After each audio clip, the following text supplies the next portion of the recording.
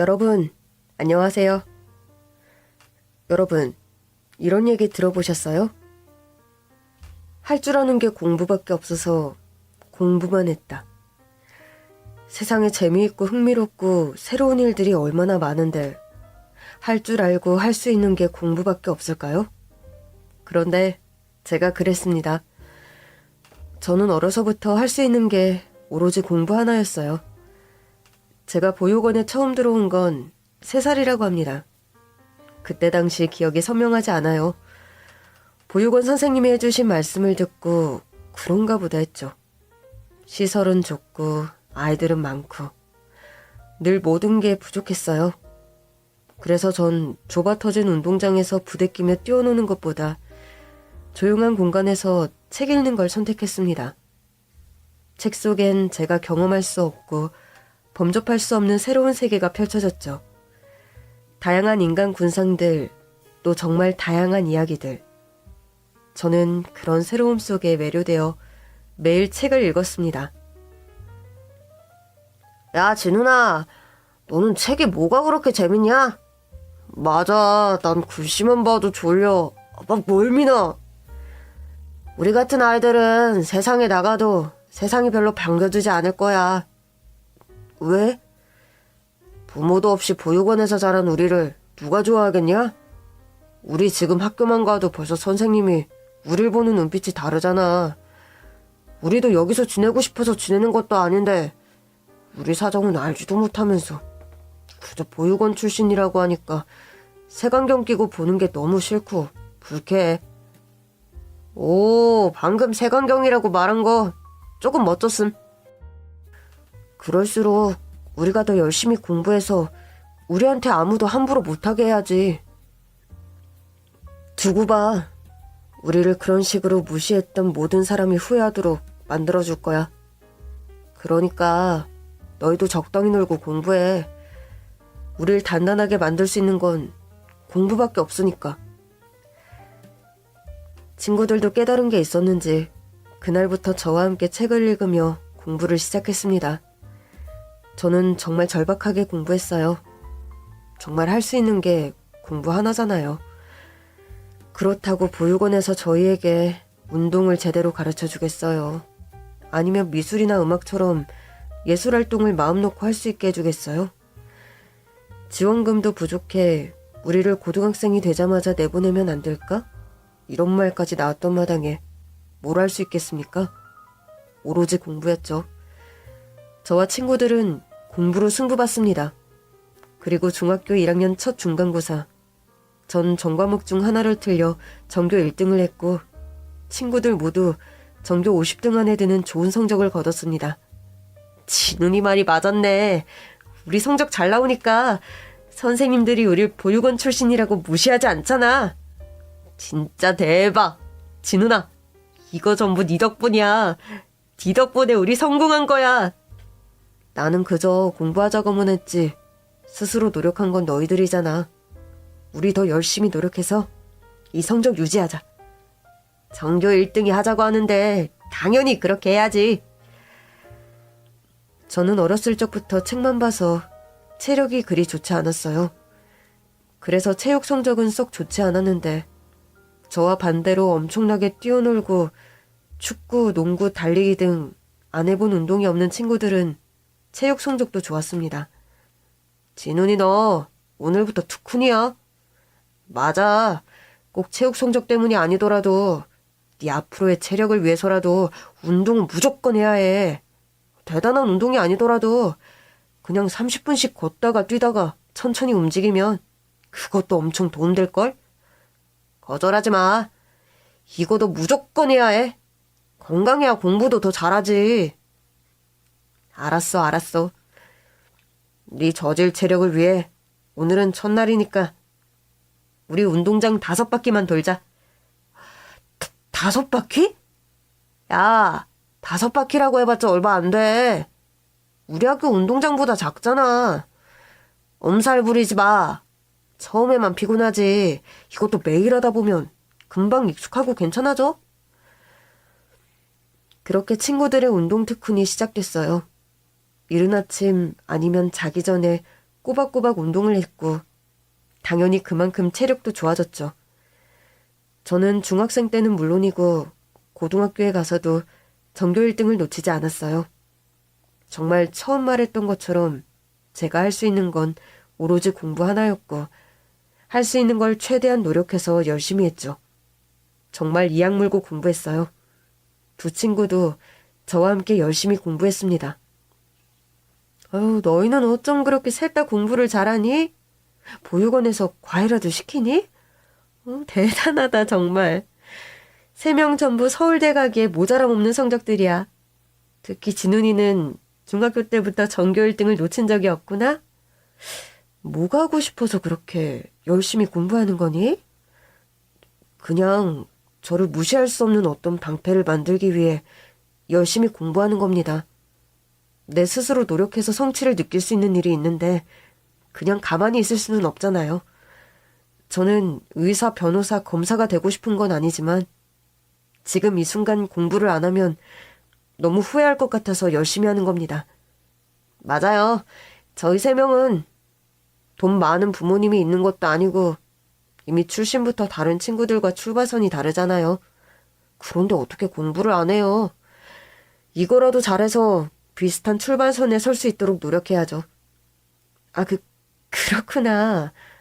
그럼 너희 3명 전부 서울대를 목표로 하고 있니? 네, 꼭 서울대에 입학할 겁니다. 저는 법대가 목표입니다. 너희 성적으로는 충분히 갈 수 있어. 서울대 어느 학과를 지원해도 합격할 거야. 대신 시험 보는 날 떨지 말고 실력 발휘 제대로 해야 한다. 네. 그렇게 시험날이 다가왔고 결과는 당연히 대만족. 우리 진짜 고생 많았다. 이랬는데 우리 경쟁률 너무 세서 불합격하는 거 아니겠지? 에헤이, 그런 재수없는 소리를 왜 해? 그럴 리 없어. 우리 성적이면 충분하지. 우리는 내신도 놓치지 않고 공부했잖아. 수능은 말할 것도 없고. 내신 성적도 이렇게 좋은데 어떻게 우리를 불합격시키겠냐? 야, 진훈이 너는 어떻게 수능에서도 5개 이내로 틀릴 수 있어? 나는 너 이제 미친 것 같아. 공부에 미친 사람? 그냥 나는 늘 이거 아니면 안 된다는 생각으로 살았어. 그건 너희도 마찬가지 아니야? 그렇지. 가끔 어른들이 대학 가면 모든 게 다 해결되니까 공부나 열심히 해. 이 말이 이해가 안 갔거든. 어디 취직하는 것도 아니고 그냥 더 공부하러 대학 입학하는 건데 대체 뭐가 달라지길래 공부나 열심히 하라는 걸까 늘 의문이었는데 이제 정말 한 곱이 넘긴 것 같아. 아직 합격한 건 아니지만 당연히 우린 합격할 거고 대학교에 입학해서도 공부는 역시 열심히 해야지만 그래도 어른의 시작을 좋게 하는 것 같아서 너무 좋아. 기분 최고임. 맞아. 우리 입학하면 기숙사 문제도 해결되지 않을까? 당장 직구하는 게 문제였는데 기숙사에서 생활하면 되니까. 진짜 기분 최고다. 저와 친구들은 정말로 모두 서울대에 합격했어요. 저는 경영학과, 친구 한 명은 사범대, 한 명은 식품공학과에 합격했죠. 다녔던 고등학교에 플랜카드가 걸리고 저희가 지냈던 보육원에 신문사에서 취재까지 하러 왔었습니다. 사실 보육원 원장님은 저희들이 서울대 입학하는데 그닥 큰 도움은 주지 않으셨지만 아주 신나서 직접 나서서 인터뷰하고 그러셨어요. 어쨌든 이러나 저러나 저희가 서울대에 입학한 사실은 변하지 않으니까. 그냥 그러려니 하고 저도 이 기쁨을 즐겼습니다. 처음 수석 입학했을 땐 좋았어요. 그런데 수석 입학의 기쁨은 잠시, 일단 생활하려면 꽤 많은 돈이 든다는 걸 알았습니다. 학교 수업, 아르바이트, 과외, 과제. 이것만 하는데 일주일이 다 가더라고요. 이땐 오직 한 가지 생각뿐이었어요. 취업만 하면 조금은 여유롭게 생활할 수 있을 거야. 빨리 졸업하고 빨리 취업하자. 그렇게 대학생활 역시 정말 열심히 했습니다. 전국에서 공부 제일 잘한다는 아이들 사이에서 수석을 하는 건 정말 쉽지 않은 일이었어요. 그건 제 친구들도 마찬가지였죠. 이번에 강남 쪽에서 과외 선생님 뽑는데 너 할래? 우린 수학이랑 과학은 힘들잖아. 당연히 고리지. 이번에 기숙사까지 안 되면 진짜 휴학하고 돈 벌어야 해. 기숙사도 기숙사인데 학교 생활하면서 사회생활까지 동시에 해야 하니까 몸이 10개라도 모자르다 진짜. 아니 학생들이 뭘 그렇게 비싼 걸 먹으러 다닐까? 학교 식당밥이 제일 맛있지 않냐? 우린 언제 좀 여유를 찾아서 우리도 그렇게 비싼 음식점 가서 돈 걱정 없이 먹고 싶은 거 실컷 먹을 수 있을까? 얼마 안 남았어. 우리 이제 1년만 더 다니면 진짜 사회인이야. 아, 시간 진짜 빠르지 않냐? 우리 보육원에서 코찔찔이로 만난 지 벌써 20년이야. 그때 그 꼬질이들이 이렇게 자랐다니. 야, 원장님이 보시면 깜짝 놀라시겠다. 그러게, 정말 장성했다 장성했어. 우리 취직까지 멋지게 해내보자. 좋아, 파이팅하자. 졸업 논문 쓰랴, 취업 준비하랴. 와중에 이제 졸업하면 기숙사에서 나와 살아야 하기 때문에 집까지 알아보랴. 정말 눈코 뜰 새 없이 바쁜 하루를 보냈습니다. 아마 제일 정신없었던 1년이 아니었을까 싶어요. 그땐 정말 친구들 얼굴조차 볼 수 없을 정도로 바빴거든요. 그렇게 마지막 학기를 끝내고 무사히 졸업한 저는 이제 대기업의 최종 면접만을 남겨두고 있었습니다. 지금까지 너무 세상의 역경과 고난 없이 무난하게 살아왔다고 생각했어요. 그런데 이런 생각이 무색하게 문제가 생기고 맙니다. 여보세요? 조진우 씨 되시죠? 네, 그런데요. 여기 경찰서인데요. 강성진 씨와 어떤 관계십니까? 제 친구인데요. 지금 이 친구 이름으로 대포 통장이 만들어졌어요. 꽤 많은 금액이 오고 간 정황이 포착됐습니다. 성진이가요? 그럴 리가 없는데요. 뭘 잘못 알고 그러신 거 아니신가요? 지금 경찰을 의심하시는 겁니까? 아니요, 그게 아니라요. 제 친구가 그런 짓을 할 리가 없어서 여쭤보는 겁니다. 혹시라도 이게 도용당해서 통장이 만들어진 거라면 더 큰일입니다. 그런데 왜 본인에게 연락을 안 하고 저에게 하신 거죠? 본인도 지금 이 상황을 알고 있나요? 본인도 알고 있습니다. 그런데 저에게까지 전화를 주신 이유는 무엇인가요? 혹시 제 신상도 도용됐나요? 그게 아니면 왜 저에게 이런 전화를 하시는 거죠? 제 친구는 이런 일이 있다고 전혀 연락이 없었는데요. 시끄러. 지금 어디서 큰 소리야? 사기를 치려면 제대로 쳐. 지금 성진이 내 옆에서 멀쩡하게 있는데 뭔 개소리야.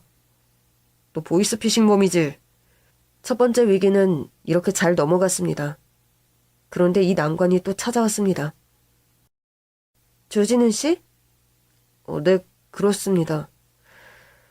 전 당시 여러 회사에 입사원서를 넣어놓은 터라 모르는 번호로 연락 오면 무조건 다 받았었어요. 성인애님 아시죠? 이네요? 네, 알고 있는데요. 이분과 어떤 관계시죠? 같은 보육원 출신입니다. 지금 성인애님이 크게 교통사고를 당했습니다. 이네가요? 어디서요? 많이 다쳤어요? 빨리 수술을 해야 하는데 지금 입원비가 부족합니다. 빨리 3천만 원을 입금해 주시기 바랍니다. 3천만 원이요? 어떤 수술을 해야 하는데요? 지금 길게 말할 수는 없고 신장도 이식받아야 하고 호흡도 좋지 않습니다. 아무튼 지금 계좌번호 불러드릴 테니 빨리 입금해 주세요. 빨리요. 이내는 친하진 않았지만 보육원에서 저랑 친구들처럼 책을 읽는 몇 안 되는 친구 중 하나였어요.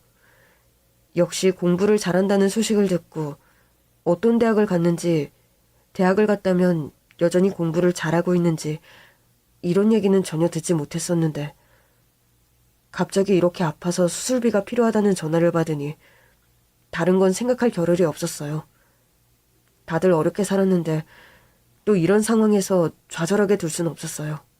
그냥 마음이 급했습니다. 빨리 계좌번호 알려주세요. 빨리요. 잘 받아 적으세요. 여러분, 그거 아시나요? 지금이야 은행 ATM기에서 이렇게 큰 돈을 입금하려고 하면 정말 입금하려는 거 맞냐? 어디서 이상한 전화 받고 지금 입금하려는 거 아니냐? 이런 질문을 계속 하잖아요. 하지만 과거엔 ATM기가 그런 질문을 하지 않았어요. 너무 많은 보이스피싱 범죄가 발생하자 ATM기가 그렇게 친절하게 바뀐 겁니다. 저는 그저 동생을 살리기 위해 돈을 입금했고 그리고 그 돈은 그렇게 사라졌습니다. 제가 대학 내내 공부하며 또 일하며 번 돈을 그렇게 하루아침에 사기 맞았죠. 그 돈은 새로 이사할 집의 보증금이기도 했고 앞으로 또 다른 삶을 살아갈 저에게 큰 선물을 주려고 했던 돈이기도 했어요. 너무 허무했고 바보 같은 저 자신이 싫어서 미칠 것 같았어요. 그때가 2월 초였는데 여전히 바람은 매섭고 눈물은 나고 동네를 계속 빙빙 걸으면서 대체 어디서부터 잘못된 건지 계속 생각했어요. 경찰에 신고했지만 못 찾을 것 같다는 답변만 받았죠. 야, 너 이게 무슨 일이야? 경찰에 신고했어? 너 저번에도 그런 전화 받았었잖아. 완전 너 걸렸어. 괜찮아? 지금 어디야? 집 근처야. 나 괜찮아. 괜찮긴 뭐가 괜찮아.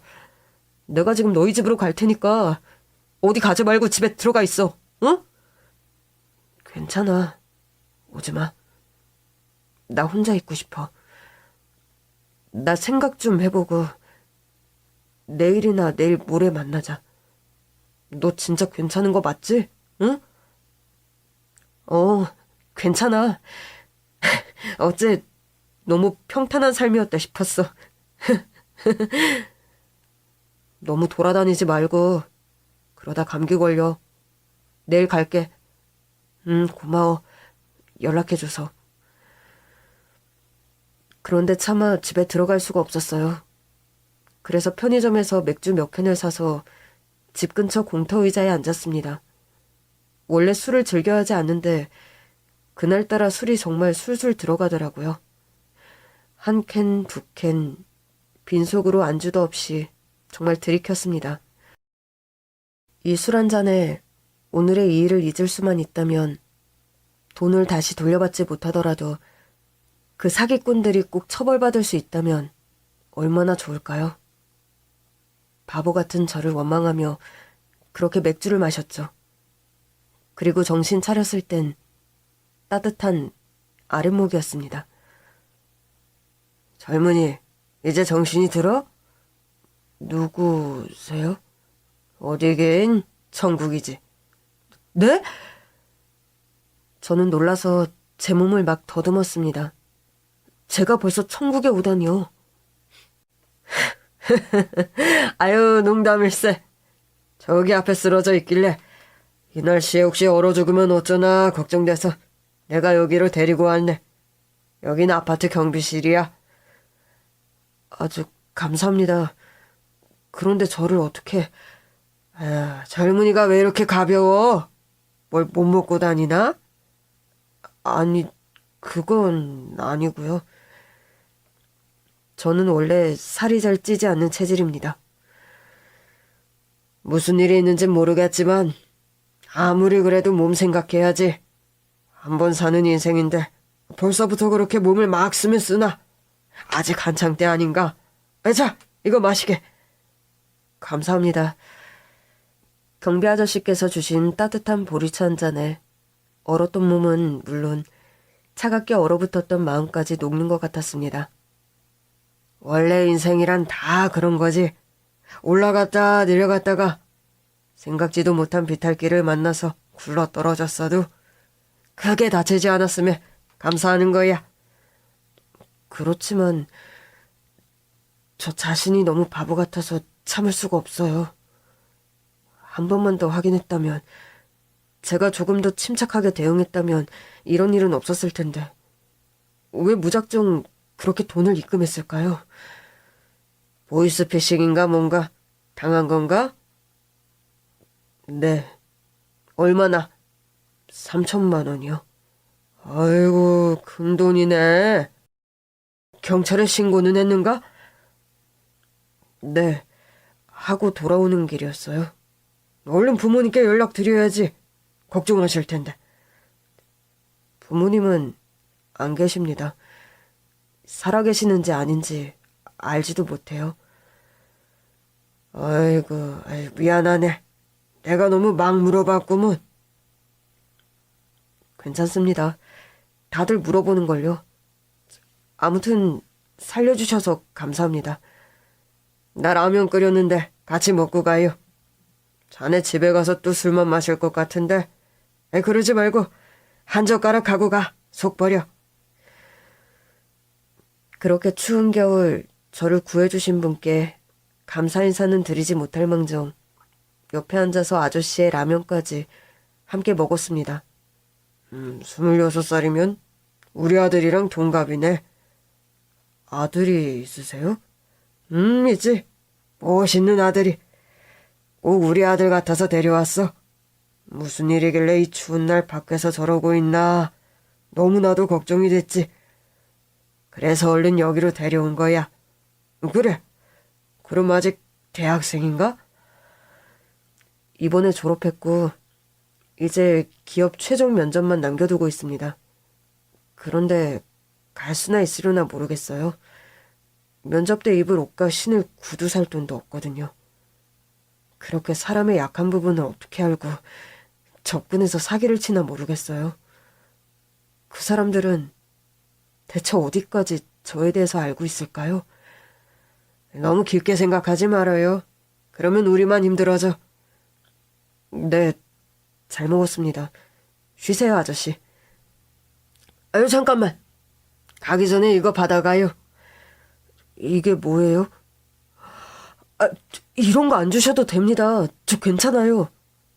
아빠가 주는 거라고 생각하고 받아요. 나도 우리 아들 같아서 도와주는 거야. 보니까 최종 면접만 남았으면 아주 공부도 잘하고 열심히 사는 청년 같은데 그 아까운 기회를 날릴 수 없지. 그러니까 이거 가져가서 옷도 사고 구두도 사고 면접 잘 보고 와요. 그래야 나중에 부모님을 만나도 떳떳하게 만날 수 있지. 그렇죠? 정말 감사합니다. 정말 감사해요. 꼭 갚으러 올게요. 꼭 합격해서 오겠습니다. 내 걱정은 말고 그저 열심히만 살아줘요. 알았죠? 밤이 많이 늦었는데 조심히 가요. 네, 안녕히 계세요. 정말 감사합니다. 인생은 마이너스가 있으면 또 플러스가 있나 봅니다. 그때 경비 아저씨를 만난 게 전화위복이 됐어요. 저는 다시 마음을 다 잡았습니다. 처음 본 경비 아저씨께서 주신 50만 원과 친구들이 조금씩 빌려준 돈으로 그달의 월세를 해결하고 최종 면접을 위한 준비를 시작했습니다. 매일 공부, 그리고 또 공부. 어떤 옷을 입고 어떤 헤어스타일을 할지, 양말부터 구두까지 모든 준비를 마치고 드디어 최종 면접날. 저는 실수 없이 면접장을 나섰고 결과는 당연히 최종 합격. 대학 합격 발표 때보다 더 신이 나고 흥분되고 정말 세상을 다 가진 것 같은 기분이었습니다.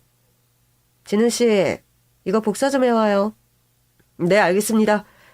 저 5분은 원래 크기로 5분은 쪽 모아서 부탁해요. 네. 처음 입사했을 때 신입사원이 했던 일이라곤 거의 선배들이 시키는 일, 그것도 자질구레한 일들을 많이 했어요. 처음엔 복사하고 커피 심부름하려고 이렇게 어렵게 공부하고 면접 봐서 입사한 건가 하는 생각도 많이 했는데 지금 다시 생각해보니 아무것도 모르는 신입사원한테 어떻게 중요한 일을 맡길 수 있을까 그런 생각이 들더라고요.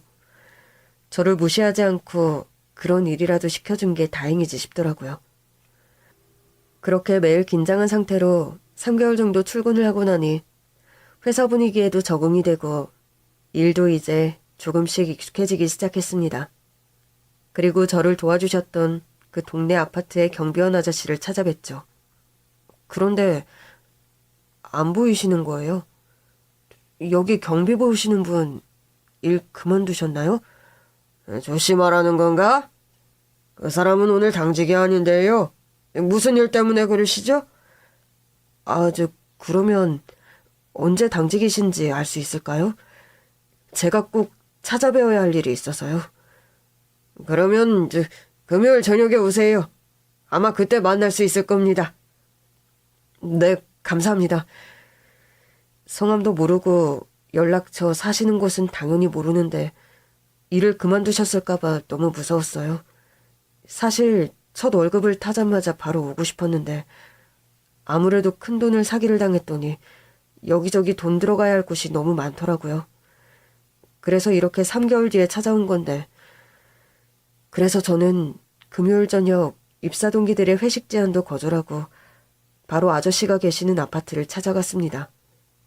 아저씨, 저 기억하세요? 아이고, 젊은이, 성공해서 왔구만. 그래, 그때 면접 본 회사는 합격한 건가?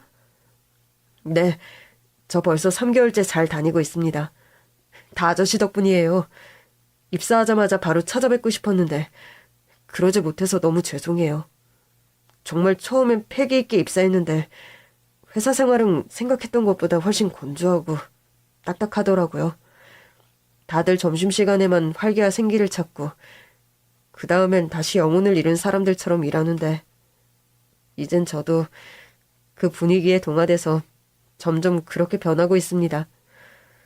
어찌되었든 일을 잘하고 있으니 그걸로 충분하죠. 선배들이 일은 잘 가르쳐줘요? 정말 복사기 사용하는 법부터 가르쳐 주시더라고요. 저는 복사기를 이번에 처음 써보거든요. 정말 단 하나의 실수도 용납할 수 없다는 비장함까지 보였어요. 그래서 저도 사사한 것 같아 보여도 정말 집중해서 배웠죠. 뿐만 아니라 커피 머신 다루는 법, 비품실 물건 신청하는 법, 탕비실 사용법, 탕비실에 먹을 거 떨어졌을 때 어떻게 채우는지 등등. 저는 입사하면 바로 실전 투입돼서 일을 할 줄 알았는데 전혀 아니었어요. 그래도 지금은 선배들 일 조금씩 도우며 생활하고 있습니다. 내가 다 뿌듯하네. 이거 한 잔 마셔요. 아저씨는 그날처럼 저에게 따뜻한 보리차를 타주셨습니다. 완연한 봄바람이 부는 밤 따뜻한 차 한 잔에 마음까지 따뜻해졌습니다. 참, 아저씨 이거 받으세요. 이게 뭔가? 저번에 저에게 주셨던 돈이랑 선물 사가지고 왔습니다. 아이고 이런 거 필요 없는데 어디 사왔어? 어떻게 그냥 그렇게 덥석받고 넘어가요. 아저씨는 제 생명의 은인이자 제 삶의 은인이세요. 그러니까 이거 꼭 받으셔야 합니다. 절대 거절하지 마세요. 아저씨도 여기서 일하시면서 열심히 살고 계시는데 제가 어떻게 그걸 받고 모른 척합니까? 모른 척 하다니? 나는 이렇게 다시 찾아와 준 것만으로도 너무나도 고마운데 안 찾아와도 될 일이었어요. 그냥 내 아들 같아서 우리 아들도 저렇게 힘든 일이 있는데도 누구한테도 말 못하고 혼자 끙끙 앓고 있진 않을까 걱정돼서 도와준 거예요. 뭘 받으려고 한 일이 아닌데. 아이 참. 그러니까 더 받으셔야죠. 문득 이렇게 따뜻한 아버지를 둔 아들은 어떤 사람일까 궁금했습니다. 역시 따뜻한 마음을 품고 자랐겠죠? 저는 책을 통한 지식은 많이 쌓였을지라도 이런 정서적인 안정감은 느껴본 적이 없어요. 친구들과의 유대감 정도랄까? 그렇다고 친구들도 많이 사귄 것도 아니고 말이죠. 풍족한 분위기는 꼭 돈만을 얘기하는 게 아니라 이렇게 정서적으로도 안정적이고 포근한 분위기를 말하는 건데 저는 언제쯤 이런 안정감을 느낄 수 있을까요? 아저씨 아드님은 참 좋으실 것 같아요. 왜? 이렇게 멋진 아빠를 뒀잖아요. 물질적인 걸 떠나서 정서적으로 안정감을 주고 이렇게 자존감을 높여주는 아버지를 가졌다면 분명 아저씨 아드님도 좋은 분이실 거란 생각이 들어요. 우리 아들은 올해 26살이고 맞아요. 저번에 저 동갑이라고 하셨어요. 그렇죠. 맞아요. 진훈군. 진훈 씨라고 해야겠죠? 우리 아들은 내가 못해준 게 너무 많아요. 그런데 정말 우리 아들 생각이 나더라고. 아이고, 우리 아들도 저러고 있으면 안 되는데 내가 누군가를 도와주면 우리 아들도 저렇게 힘들 때 누군가가 도와주지 않을까. 그 생각부터 들어서 바로 데리고 들어왔지. 그런데 회사 합격도 하고 이렇게 나에게 선물까지 챙겨서 다시 찾아오고 진훈 씨의 바른 마음을 우리 아들도 닮아야 할 텐데. 분명히 저보다 훨씬 따뜻한 마음씨를 지녔을 거예요. 언제 한번 아저씨 아드님도 소개시켜주세요. 그래요. 그럽시다. 언젠가 기회가 오겠죠. 저는 그 후로 틈만 나면 아저씨가 계시는 경비초소를 찾아갔어요. 어떤 날엔 아저씨를 도와 같이 청소하기도 하고 또 어떤 날엔 맥주를 사서 한 캔씩 하기도 하고 그랬죠. 사실 저는 버려진 아이예요. 버려졌다니? 저는 보육원에서 자랐거든요. 그래서 부모님에 대한 기억이 전혀 없어요. 제가 왜 보육원에서 자라게 됐는지 정확하게 알지도 못하죠. 그런데 뻔하죠. 뭐가? 저를 키울 형편이 안 되니까 부모님이 보육원에 두고 간 거 아니겠어요? 보육원 원장님이 저를 처음 데려왔을 때가 3살이라고 했으니까 키우려다 버린 것 같아요. 사실 나이도 정확하지 않아요. 보육원 원장님이 넌 3살이야 라고 해서 그때부터 3살이 된 거니까요. 그래도 부모님 마음은 그게 아니었을 거야. 정말로 이젠 형편이 나아졌다고 부모님이 데리러 오는 경우도 몇 번 봤어요. 그런데 저랑 제 친구들은 입양 문의조차 들어오지 않았거든요. 안 봐도 뻔하죠. 저희는 누가 봐도 버려진 아이라는 게 티가 났던 거예요. 오죽했으면 부모도 너희를 버렸겠니. 이런 생각. 당연히 했을 거라고 생각해요.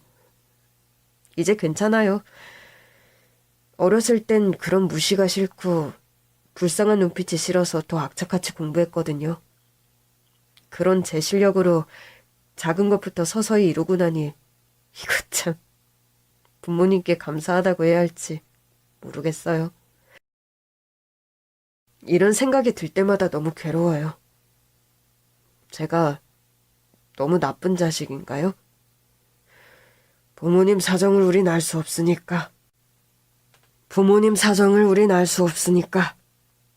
그래도 어쨌든 세상에 태어나 이렇게 많은 것을 경험하고 배우게 해주셨으니까 너무 원망하지는 말아요.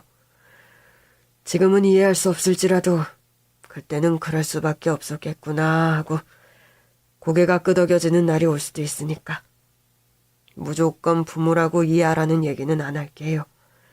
당연히 이해가 안 가고 원망스러운 마음이 드는 것도 당연한 거니까. 그래도 너무 그 감정에 매몰되지는 말았으면 하는 생각이 드네. 네, 고맙습니다, 아저씨. 나이만 먹었다고 다 어른인가? 이런 생각을 사실 종종 했었어요. 그런데 이제 진정한 어른을 만난 것 같은 느낌이 들었습니다. 그렇게 시간은 또 흘러 여름을 지나 찬바람이 부는 가을이 됐습니다. 편의점에서 파는 10,000원에 4캔 주는 맥주. 퇴근길에 어떻게 참습니까? 맥주를 사들고 신나게 집으로 들어가는 길. 매일 지나쳤던 거리의 벽면이 그날따라 눈에 들어오는 겁니다. 벽에 붙어있는 건 미아찾기 전단지. 쭉 살펴보는데 저는 거기서 믿을 수 없는 사진을 발견하고 맙니다. 바로 제 어렸을 적 사진이었어요. 심심할 때마다 친구들과 펴봤던 저의 어린 날의 얼굴이 그 전단지에 박혀 있는 겁니다. 이거 난데? 내가 왜 여기 있어? 나 미아야? 저는 전단지 속 경찰에 바로 연락했습니다. 이 사진 속 주인공이시라고요? 네, 여기 보이세요? 이거 제가 보육원에 있을 때 찍었던 사진인데 이 사진이랑 똑같아요. 이거 저 맞아요. 성함은요? 조진훈이요. 그런데 이 이름은 보육원 원장님이 지어주신 이름이에요.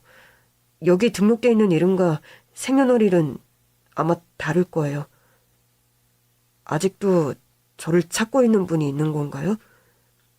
네, 그렇습니다. 어떻게 하시겠습니까?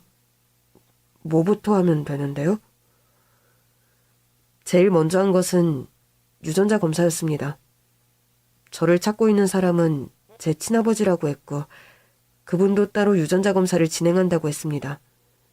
일치하면 저는 제 아버지를 찾는 겁니다. 야, 진짜 대박이다. 어떻게 전단지에 너가 그렇게 딱 있어? 너 이 전단지 한 번도 못 봤어? 그날 처음 본 거야. 나도 놀랐다니까. 그런데 이상하다. 그렇게 열심히 찾으셨는데 왜 못 만났을까? 그러니까 날 그렇게 어렸을 때 잃어버렸으면 우리가 뭐 지문 등록이 되어 있었던 것도 아니고 지금처럼 미아 찾기 시스템이 잘 되어 있었던 것도 아니고 주민등록도 없을 때인데 그런데 만나려면 어떻게든 만나지 않았을까? 그 생각은 들어. 너 거기 등록되어 있는 이름은 뭐야? 조승준. 야, 그래도 원장님이 성은 어떻게 맞춰줬네. 나도 그게 신기해. 그때 우리한테 완전 새로운 이름이라고 지어줬잖아. 우린 이름도 없고 여기에 버려졌으니 본인이 새로운 이름을 주면서 이제 새로운 인생을 사는 거라고 그렇게 얘기했는데 원장님, 우리 이름 알면서 일부러 이름 바꾼 건 아니겠지? 에이, 설마. 그런 거면 진짜 나쁜 사람이지. 그건 나중에 확인해보면 되고. 그러면 결과는 언제 나와? 다음 주 화요일. 나 월차 냈어. 당연히 그래야지. 부장님한테 솔직하게 얘기했어. 이러저러한 상황으로 현재 유전자 검사를 받았고 이날 결과 보고 결과가 일치하면 거의 23년 만에 친가족을 찾는 거라고. 그랬더니 원하면 그 주 다 쉬어도 된다고 하는데 신입이라서 그런지 눈치 보이더라고. 팀원들이 일치하지 않아도 너무 상심하지 말라고 응원도 많이 해줬어. 좋은 사람들이다. 어쨌든 말이라도 좋게 해주잖아. 요즘 나쁜 신부 가진 사람들이 좀 많냐? 결과 보고 너무 실망하지 말고. 어쨌든 가족이 너를 지금까지 찾고 있다는 거잖아. 우리 같이 안 가줘도 돼? 괜찮아. 결과 나오면 연락할게. 그리고 대망의 결과 발표 날이 됐습니다. 대학 합격 발표, 회사 합격 발표에 이은 유전자 검사 발표. 정말 긴장의 끝이었어요. 손발이 벌벌 떨리고 식은땀도 나고 경찰서 회의실에서 그렇게 난리법석을 떨면서 결과를 기다리는데 경찰관이 들어왔습니다. 조진훈 씨? 이젠 조승준 씨라고 불러야겠네요. 축하합니다. 일치해요. 가족은 위층에 계십니다. 만나러 가시겠습니까? 네. 대답은 했지만 너무 떨렸어요. 가족을 만나면 대체 어떤 말부터 해야 하는지, 만남의 기쁨이 이렇게 큰데 원망의 말부터 나가면 어쩌지? 별하별 생각이 다 들었어요. 어떤 가족이 날 만나러 나왔을까? 부모님은 다 살아계실까? 나 말고 다른 형제가 있을까? 있다면 동생일까? 아닐까, 형일까, 누나일까. 이런 생각을 하는데 가족이 있다는 방문 앞에 다다랐습니다. 이제 들어가 보세요. 똑똑.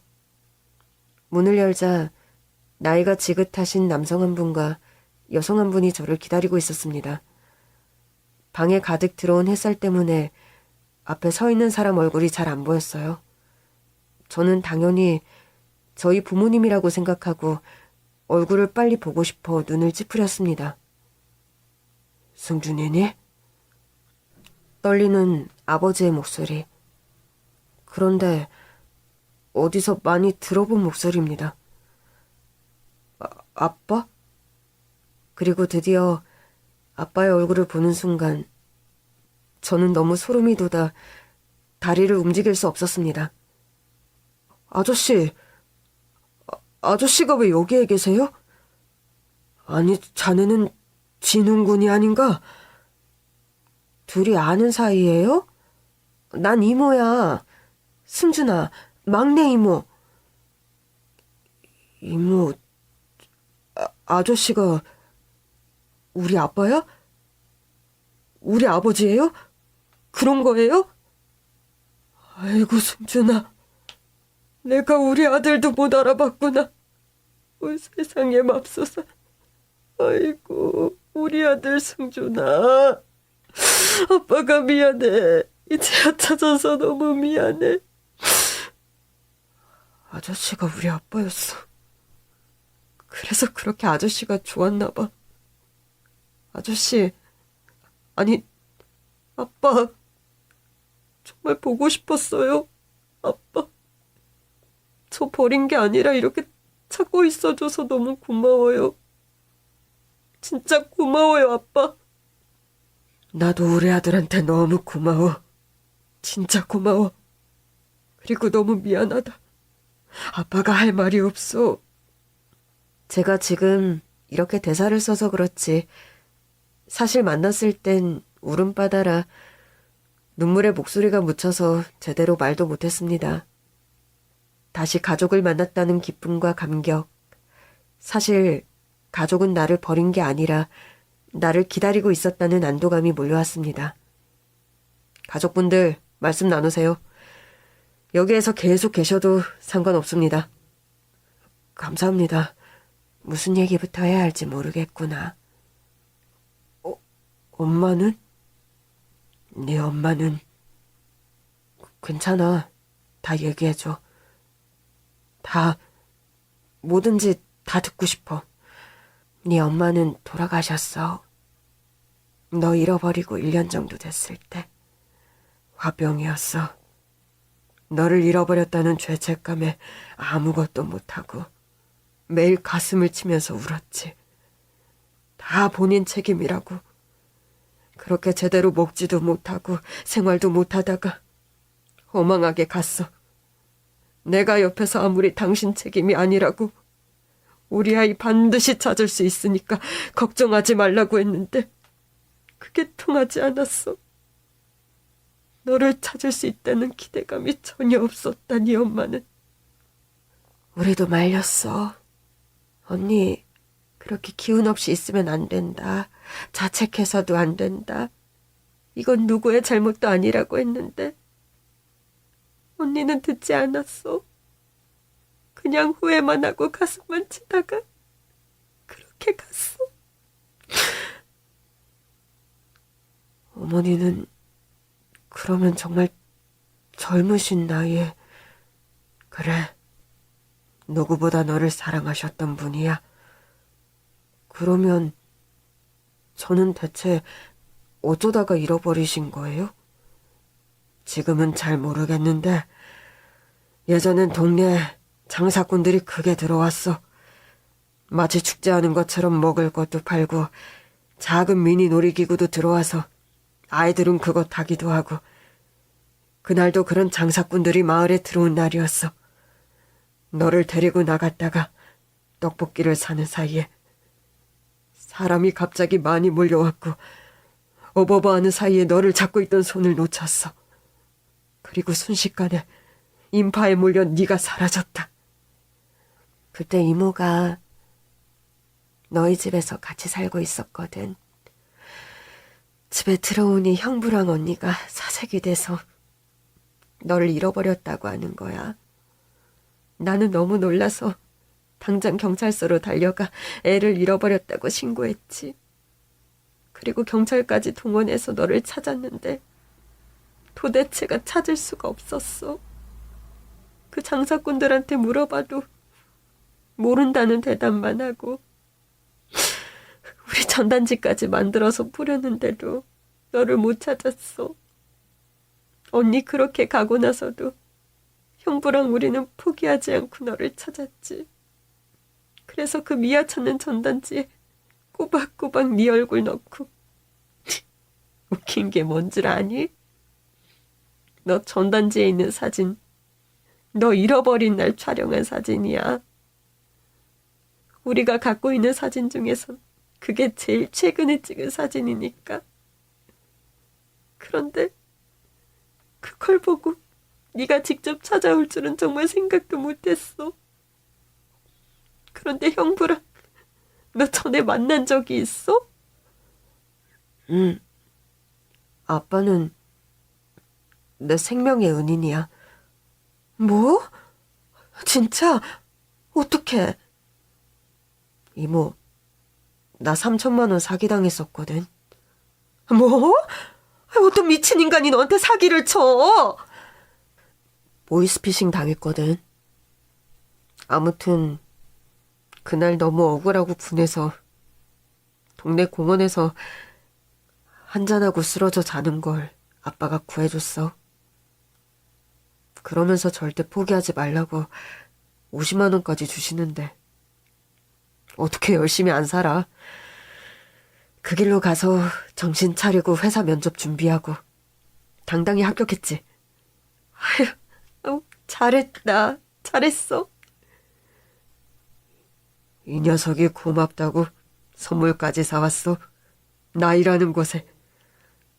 그렇게 같이 있었으면서 서로를 못 알아봤단 말이야? 저제도 봐봐. 얘 얼굴에 어릴 적 얼굴이 남아있나? 그건 그렇네. 그래도 드디어 우리 조카 만나서 나는 너무 좋아. 진짜 좋아. 하늘에서 네 어머니도 진짜 좋아하실 거야. 그리고 저와 아버지가 찾아간 곳은 바로 제가 지냈던 보육원이었습니다. 그리고 저와 아버지는 그날의 정확한 일의 전말을 알게 됐습니다. 그렇게 전국을 떠도는 사람들이 질 나쁘다는 얘기를 들었었어요. 아이들을 데려다가 아주 혹독한 훈련을 시킨다는 얘기였죠. 그리고 전 승준이 역시 잡혀가는 걸 봤어요. 그날 승준이가 울며 불며 싫다고 소리를 치는데 주변은 워낙 정신없고 그 주변은 온통 그 패거리 사람이니 도와주는 어른 하나 없었죠. 그걸 제가 봤어요. 그래서 위험을 무릅쓰고 가서 승준이를 데려왔죠. 그 사람들이 빠져나갈 때까지 숨어 있다가 장이 끝나고 나가니 이미 사람들은 다 들어간 후였죠. 그리고 물어봤어요. 집이 어디니? 어른들은 어디 계시니? 경찰서에 갔지만 소용없었어요. 왜냐하면 승준이를 발견한 곳은 이미 승준이가 사라진 지 열흘이 넘었던 날이었거든요. 그리고 승준이와 비슷한 또래 아이들을 데리고 다니고 있었고 그 중에서 승준이만 말을 안 듣고 떼쓰고 있었거든요. 저는 무서웠어요. 그 사람들이 또 나타나 이 아이를 데려가면 어떡하지? 저는 부모도 아니고 그 사람들이 찾아오면 승준이를 데리고 있을 명분이 없는데 그래서 어쩔 수 없이 아이를 제가 운영하는 보육원으로 데려왔습니다. 그리고 아이 이름부터 바꿨어요. 혹여나 그 사람들이 알고 찾아와도 아이를 찾을 수 없도록 했죠. 그래서 승준이 이름은 진훈이로 바꾸고 제가 데리고 있었습니다. 지금이라도 가족을 만나서 정말 다행이에요. 그런 일이 있었을 거라곤 정말 생각도 못했습니다. 원장님이 아니었다면 우리 아이한테 더 큰일이 생길 뻔했네요. 정말 감사합니다. 그런데 왜 제 성은 그대로 두셨어요? 가족이 너를 찾으러 왔을 때 확인할 수 있는 건 남겨놔야 한다고 생각했어. 그래서 이름만 바꿨지. 그땐 유전자 검사 이런 게 있을 때가 아니었잖아. 한 가지 정도는 꼭 남겨놔야 한다고 생각했어. 우리 아이를 키워주셔서 정말 감사드립니다. 전 정말 한 게 없어요. 승준이 혼자 공부하고 혼자 큰 거나 다름없습니다. 전 그저 승준이가 읽고 싶어하는 책 구해준 게 다인걸요. 아이 참, 너 무슨 사기당했다며? 이게 여기까지 소문이 났어요? 무슨 이내가 큰 사고가 나서 수술을 해야 하는데 수술비가 없다고 빨리 수술비를 입금하라는 거예요. 그래서 너무 놀라서 확인도 안 하고 입금했는데 그게 사기였던 거 있죠? 우리도 비슷한 전화를 몇 번 받았어. 당연히 아닌 거 알아서 사기는 안 당했는데 진짜 조심하라고 아이들한테 얘기해야겠다. 앞으로 회사 잘 다니고 아버님하고 재밌게 잘 살아. 아버님 찾아와 주셔서 감사합니다. 아닙니다. 제가 감사하죠. 종종 찾아올게요, 원장님. 감사합니다. 저 이렇게 키워주셔서. 다 네가 이룬 거야. 가족을 찾은 것까지. 그러니까 지금처럼만 해. 넌 뭐든 다 잘할 거니까. 감사합니다. 저는 후로 아버지와 집을 합쳤고 아버지는 일을 그만두셨어요. 그리고 휴일에 시간 날 때마다 어머니를 찾아뵙습니다. 그동안 혼자 외롭게 저를 기다리셨을 어머니를 위로해드리기 위해서였죠. 엄마, 나 이렇게 잘 된 거 전부 엄마가 하늘에서 보면서 나 지켜줘서 이렇게 된 거 같아. 그날 추운 날 길에 쓰러졌을 때도 나한테 아빠 보내준 거 엄마지?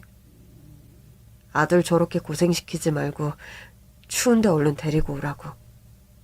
엄마 덕분에 나 살아서 지금까지 열심히 일하고 있어. 당연히 엄마 다 지켜보고 있겠지? 나 서울대 합격한 것도 회사 입사에 성공한 것도 엄마는 다 알고 있지? 이제 앞으로 자주 찾아올게요. 그러니까 이제 속 끓이지 말고 편하게 계세요. 외롭게 지내지도 마시고요. 엄마, 그렇게 닭볶음탕을 좋아하셨다면서? 그것도 자주 가지고 올게. 그러니까 이젠 진짜 마음 편히 계세요. 아버지도 내가 잘 모실게. 이모들도. 다음 주 주말에 또 올게요. 이제 저는 공부 말고 할 수 있는 것들이 많아졌습니다. 복사도 잘하고 커피 머신도 잘 다룰 줄 알죠. 그뿐인가요? 거래처 사람과 협상도 잘해요. 선배들은 저보고 협상의 달인이라고 합니다. 오로지 책 읽기만 할 수 있었던 제 세상은 이렇게 넓어졌습니다. 언제 어떤 기회가 찾아올지 모르고 어떤 기회가 올지 모르는 게 인생이잖아요. 여러분, 낙심하지 마세요.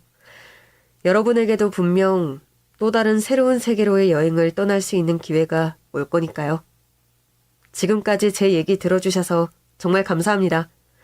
모두 안녕히 계세요. 건강 조심하시고요.